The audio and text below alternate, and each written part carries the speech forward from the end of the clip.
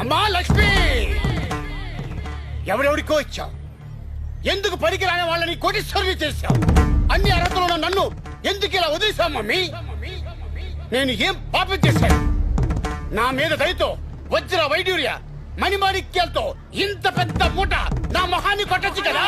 ఒక్క రూపాయి కూడా ఫీజు తీసుకోకుండా నీకు మనీ ఎర్నింగ్ స్కిల్స్ నేర్పించి నీ జాతకాన్ని మార్చేస్తా. స్కిల్ ఉన్నటువంటి బిచ్చగాడు కూడా నెలకి ₹1,00,000 సంపాదిస్తున్నాడు. స్కిల్స్ లేని వాళ్ళే 30, 40, 50 వేలకి అమ్ముడు పోతున్నారు. స్కిల్స్ ఉన్న వాళ్ళు వాళ్ళ టైం ని వాళ్ళే వాడుకుంటున్నారు. స్కిల్స్ లేని వాళ్ళే వాళ్ళ టైం ని వాళ్ళ బాస్ కోసం అమ్ముకుంటున్నారు. చాలా మంది మాకు జాబ్ దొరకట్లేదని చెప్పేసి బాధపడతా ఉంటారు. మిత్రమా, మీతో పాటు చదువుకున్న వాళ్ళకి జాబ్ వచ్చిందా రాలేదా? మీకు రాలేదంతే.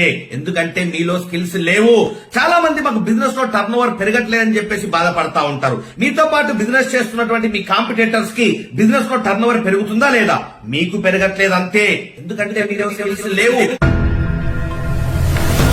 కాలం మారింది కానీ నీ జ్ఞానం మారలే. తరం మారింది కానీ నీ తత్వం మారలే.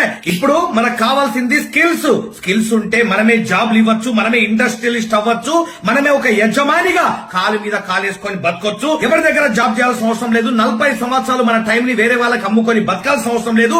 వస్తున్నటువంటి చాలి జీతాలతోటి సర్దుకొని బతకాల్సిన అవసరం అంతకంటే లేదు. చాలా బాగుంది సార్. ఇప్పుడు మేము ఈ కోచింగ్ తీసుకోవాలంటే ఏం చేయాలి?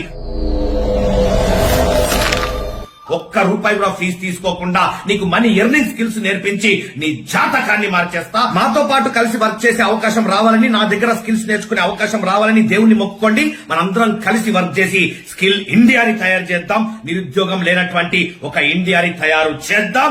All the best.